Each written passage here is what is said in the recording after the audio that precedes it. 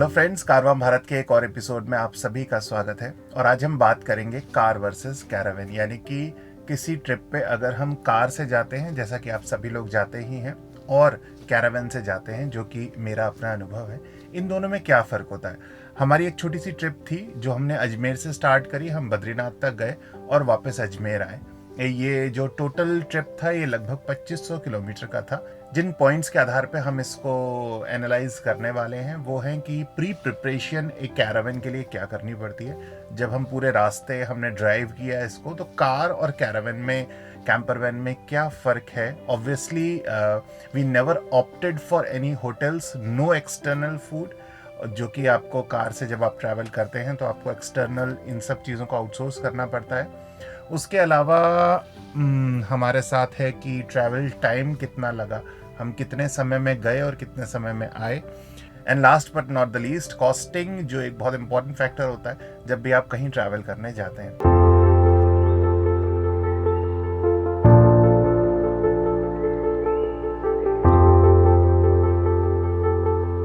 तो चलिए दोस्तों, सबसे पहले हम बात करते हैं कि जब हम किसी ट्रैवल को शुरू करते हैं एक कैरावैन में। देखिए, जब आप कार से जाते हैं तो कार से जाना एक बहुत सरल प्रक्रिया है, क्योंकि आपको उतना लगेज, उतनी चीज़ें नहीं लेनी होती। पर जब आप कैरावैन से ट्रैवल करने जाते हैं तो आप अपना पूरा घर साथ में लेके जाते हैं।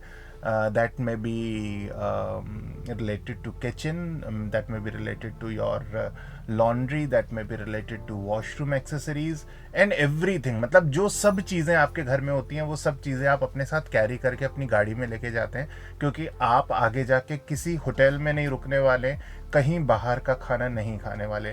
इसलिए फ्रैंकली स्पीकिंग एक पूरा दिन लगता है इस कैरावैन को सेटअप करने में। बहुत छोटी छोटी चीज़ें होती है। मान लीजिए आपको ऊपर पानी भरना है वॉशरूम के लिए, आपको इस कैरावैन को बहुत प्रॉपरली क्लीन करना होता है जब आप इसको लेके जाते हो। क्लीनिंग में एक कार वॉश जैसा नहीं है, मतलब आपको हर छोटी चीज़ का इसमें ध्यान रखना होता है। क्योंकि मान लीजिए क्लीनिंग सेगमेंट है तो हम वॉशरूम क्लीन करते हैं, तो हमें मालूम है कि हमें उसे साफ़ करने में 1 घंटे से ज़्यादा लग जाता है, सिर्फ वॉशरूम पार्ट। और ऐसी बहुत छोटी छोटी चीज़ें होती हैं। आप फ्रिज साफ़ करेंगे, आप इसमें जो बैक में इंस्टॉल जो पेंट्री है उसका सारा सामान एक बार निकलता है, फिर वो पूरा क्लीन होता है, फिर वो उसके अंदर इंस्टॉल होता है। ऐसा करके जब हम सब इसको सेट कर लेते हैं तो हमें पूरा 1 दिन लगता है इसको सेट करने के लिए। और मैं ऐसा कहता हूँ कि कैरावैन लेके जाना यानी कि किसी दुल्हन को तैयार करना, जितना समय दुल्हन के श्रृंगार में लगता है उतना समय लगभग इसको तैयार करने में लगता है। ऐसा करके हम सुबह हमने 1 दिन पहले ये सारी प्रिपरेशंस कर ली थी और सुबह जल्दी हम अजमेर से बद्रीनाथ के लिए निकल गए।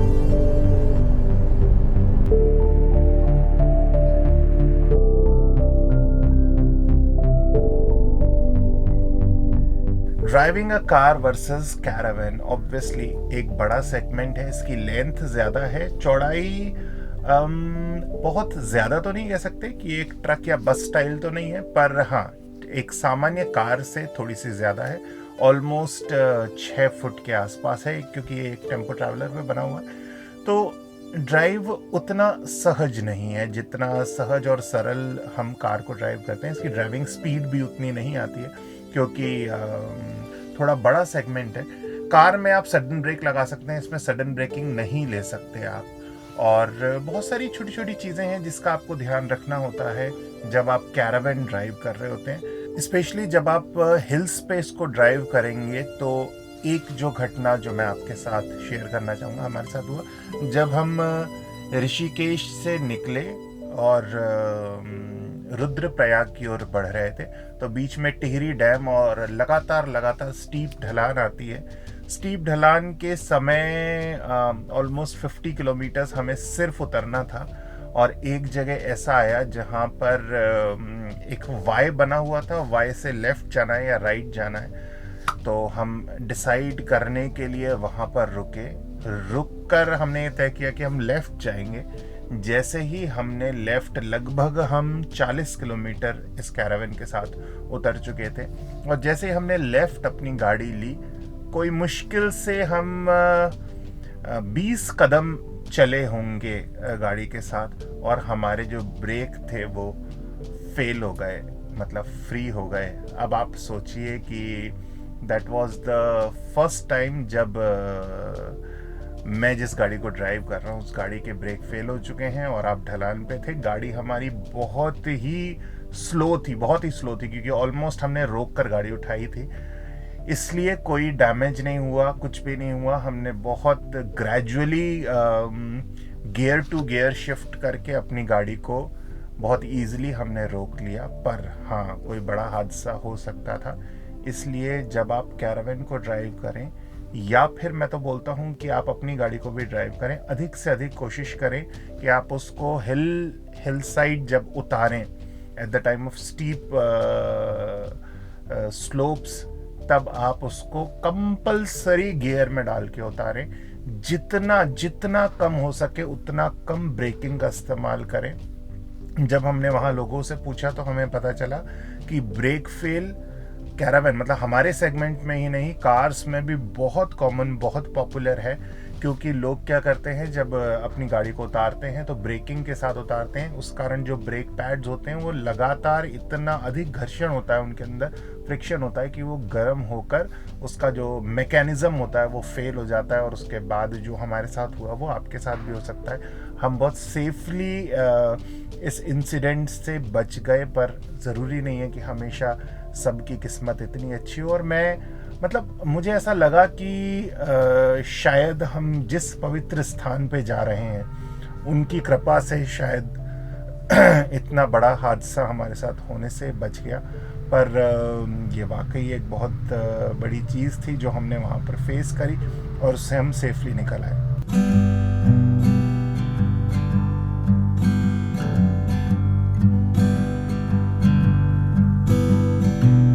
तो दोस्तों, कैरावन से जब हम जाते हैं तो बहुत मौज मस्ती होती है, क्योंकि आपको मतलब इतना एक्साइटमेंट भी बोलेंगे आप उसको और हैक्टिक्स भी बोलेंगे।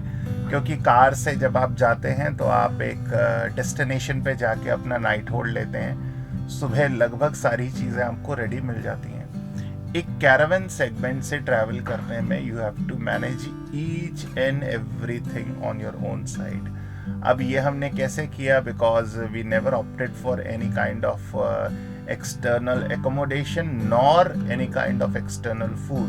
अब हमें क्या होता था, सुबह उठना होता था। हम बहुत जल्दी, मतलब ऑलमोस्ट भोर होने से पहले उठ जाते थे।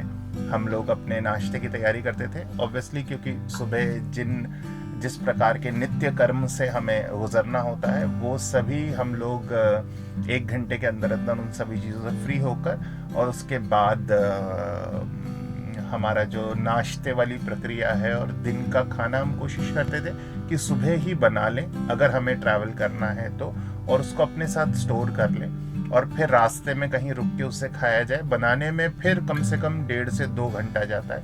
इसलिए वी यूजुअली प्रेफर कि सुबह सुबह नाश्ते के साथ साथ हम दिन का भोजन बना लें और फिर रात को जहाँ भी जिस भी डेस्टिनेशन पे पहुँचेंगे वहाँ जाके हम दोबारा अपना खाना बना के उसको रात में खा सकते हैं।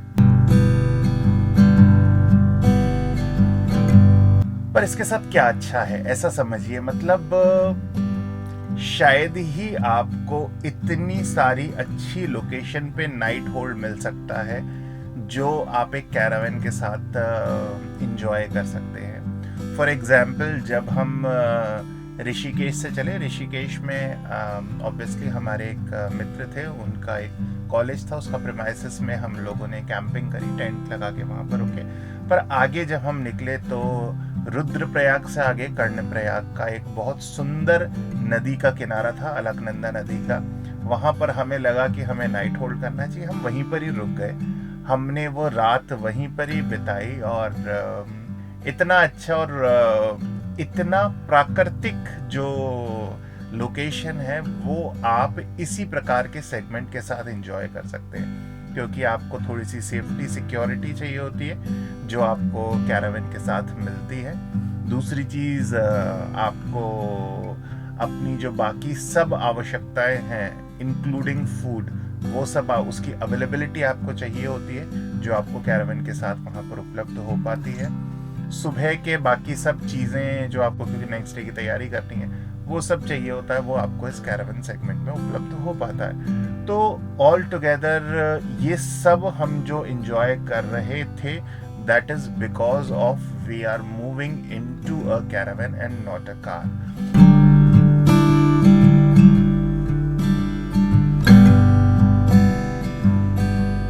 Travel time obviously caravan car के जितनी तेज़ नहीं चलता है। इसकी जो एवरेज स्पीड आती है, जो हमारे पास सेगमेंट है, उसकी एवरेज स्पीड आती है कोई 80-90 भी नहीं मानेंगे, मैं बोलूँगा 70-80 के आसपास आती है। और इससे तेज़ आप इस सेगमेंट को चला भी नहीं सकते, क्योंकि कार में क्या होता है, सब लोग सीट बेल्ट बांधे हुए होते हैं, बहुत सेफ एंड सिक्योर बैठे हुए होते हैं। इसमें बहुत कंफर्ट जोन में, जो पीछे जिस सेगमेंट में मैं बैठा हूँ, उस सेगमेंट में बहुत ही इजी कंफर्ट जोन में सब लोग बैठे हुए होते हैं। तो आपको उनको उतना वो रिलैक्स हो पाए, इसके लिए बहुत कंफर्ट ड्राइव देनी होती है। आप 70-80 अधिकतम मैं इस कैरावन को ड्राइव करता हूँ। उसमें उसके कारण जितना समय हमें कार में लगता है, उससे लगभग सवा गुना, मतलब 1 अगर मुझे ₹1 और ₹1.25, ऐसा मैं अगर आपको डिस्क्राइब करूं, तो इतना लगभग समय में डिफरेंस आता है। जो हमारा हिल पे पहाड़ी जब हम चढ़े या उतरे, जो हमारी एवरेज स्पीड रही वो थी 20 किलोमीटर प्रति घंटा, यानी कि 1 घंटे में हम 20 किलोमीटर ट्रैवल कर पाते थे। अगर हमें 100 किलोमीटर ट्रैवल करना है तो हमें 5 घंटे का समय चाहिए होता था। थोड़ा सा अधिक समय लगता है, पर बहुत सारी चीज़ें आपको इस अधिक समय के मूल्य चुकाकर मिलती हैं, जो कि कार में संभव नहीं हो पाता है। So that is all about travel time in a caravan.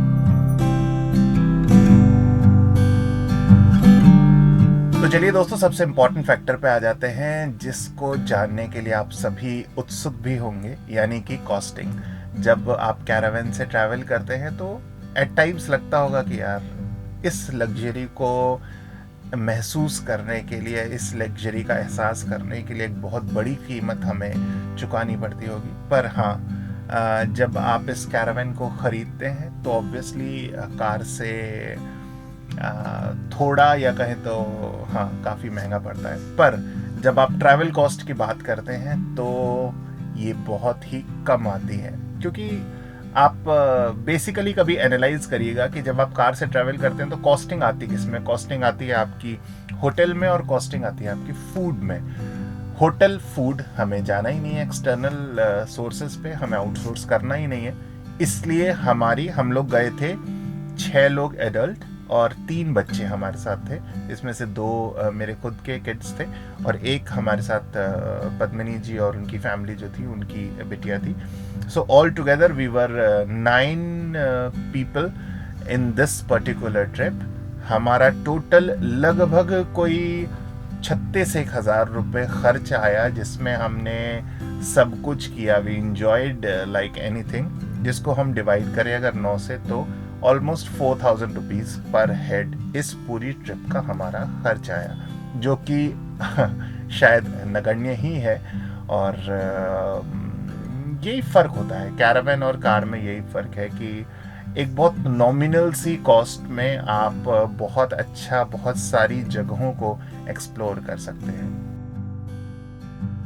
तो दोस्तों, this was all about our trip from Ajmer to Badrinath and back to Ajmer in our caravan, and all together we discussed various aspects, जिनके आधार पे हमने बात करी कि एक कैरावन में और एक कार में ट्रैवल करने में क्या अंतर है। बाकी सबके अपने अपने बहुत सारे एक्सप्रेशंस थे, इमोशंस थे, और फ्रैंकली स्पीकिंग ये मेरी पहली ड्राइव थी इस प्रकार के हिल टॉप पे, क्योंकि बहुत ज़्यादा समय नहीं हुआ मुझे ये कैरावन ख़रीदे हुए, लगभग 1 साल हुए हैं अभी 2020 में, 2019 में मैंने इसको ख़रीदा था।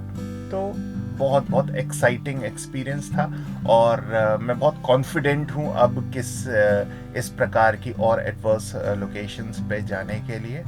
So friend, this was all about our experience from Ajmer to Badrinath and Badrinath to Ajmer in this particular caravan.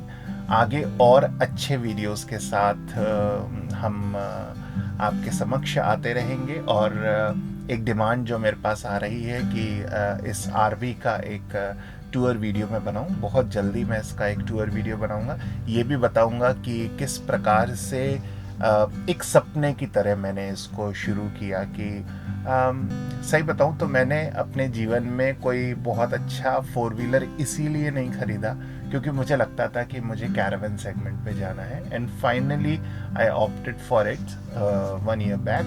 तो मैंने कैसे इस सपने को बुना और बुनने के बाद कैसे उस पर काम करना शुरू किया, इसके लीगल एस्पेक्ट्स क्या होते हैं, इसमें जब मैंने इसको बनवाया तो किस प्रकार से हमने छोटी छोटी चीज़ों को असेंबल किया। जब आप एक कैरावन अपने घर में रखते हैं तो उसको कैसे मैनेज कर सकते हैं, कैसे मेंटेन कर सकते हैं, थोड़ा सा कठिन होता है। मतलब कठिन भी क्या बोलूँगा, मतलब हर चीज़ के साथ एक नई चीज़ जुड़ी होती है, उस प्रकार इसके साथ भी कई सारी चीज़ें जुड़ी हुई हैं। ये सब मैं आपके साथ शेयर करूँगा।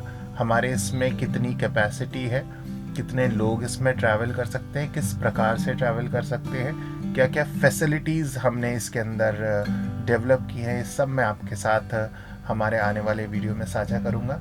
देखते रहिए कारवां भारत। स्वस्थ रहिए, खुश रहिए, हंसते रहिए। नमस्कार।